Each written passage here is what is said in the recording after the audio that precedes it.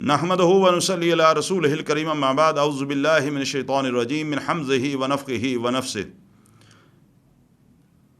یہ سوال کسی دوست نے لکھا ہے کہ جی ہمارا دوسرے مسلمان بھائیوں پر کیا حق ہے، چاہے وہ ہمارے مسلک کے ہیں یا نہیں۔ بات یہ ہے کہ اگر کوئی دوسرے مسلک سے تعلق رکھتا ہے تو وہ بھی تو مسلمان ہے نا، لہذا اپنے دل کو تھوڑا سا کشادہ کیجئے۔ سوال آپ کا یہ ہے کہ ایک مسلمان کا دوسرے مسلمان پر کیا حق ہے۔ دوسرے مسلک کے بجائے آپ کو دوسرے مذہب کی لفظ استعمال کرنا چاہیے تھا، مسلک کا نہیں۔ جب انسان اللہ کی توحید کا اقرار کر لیتا ہے اور نبی صلی اللہ علیہ وسلم کو اللہ کا آخری نبی، پیغمبر، رسول مان لیتا ہے تو پھر وہ دین اسلام کے اندر داخل ہو جاتا ہے۔ اور جب انسان دین اسلام میں داخل ہو جاتا ہے یہ کلمہ پڑھنے کے بعد، اس پر تمام جو قوانین ہوں گے، جو لاگو ہوں گے، وہ اسلام کے حوالے سے ہی لاگو ہوں گے، عمل کے لحاظ سے چاہے اس میں کتنی ہی کوتاہیاں کیوں نہ ہوں، بہرحال وہ مسلمان کہلائے گا۔ آپ کے سوال کا جواب اللہ کے نبی صلی اللہ علیہ وسلم کے ایک فرمان سے دینے کی کوشش کروں گا۔ امام بخاری رحمہ اللہ کے نبی صلی اللہ علیہ وسلم کا فرمان نقل فرماتے ہیں کہ رسول اللہ صلی اللہ علیہ وسلم نے فرمایا کہ ہر مسلمان کا دوسرے مسلمان پر 5 حق ہیں۔ اور وہ حق کیا ہے؟ سب سے پہلی بات کہ اگر کوئی مسلمان سلام کرے تو دوسرے مسلمان کو چاہیے کہ اس کے سلام کا جواب دے۔ یہ پہلے کا حق ہے اور دوسرے جواب دینے والے کا فرض بنتا ہے۔ حقوق و فرائض کے حوالے سے یہ جو سوال ہے اس میں ایک بات یاد رکھیں کہ ایک کا حق دوسرے کا فرض کہلاتا ہے۔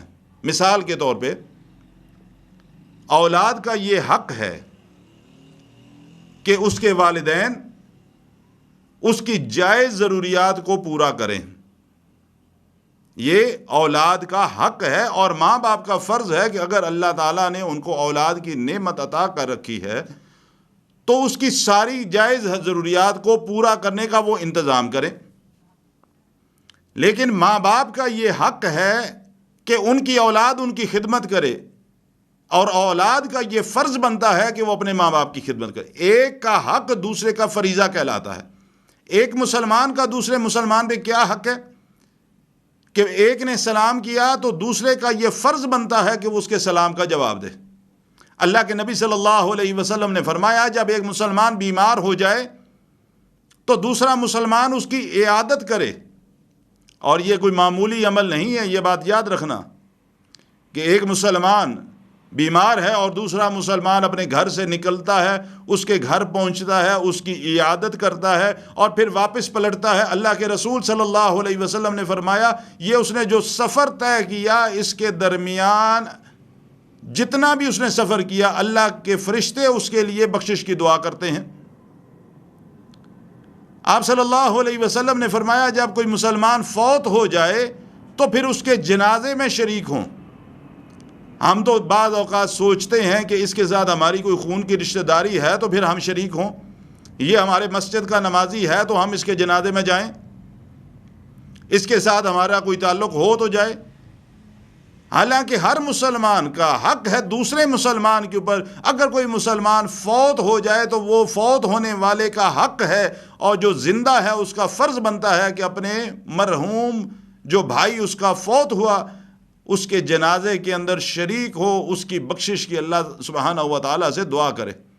چوتھی بات کہ ایک مسلمان جب چھینک مارے تو دوسرا مسلمان اس کی چھینک کا جواب دے، کہ مسلمان جو چھینک مارے گا وہ چھینک مارنے کے بعد کہے الحمدللہ، اور جب کوئی دوسرا مسلمان سنے کہ میرے بھائی نے چھینک ماری اور اس کے مارنے کے بعد اس نے الحمدللہ کہا تو اس کے جواب کے اندر یہ بات یرحمک اللہ کہے۔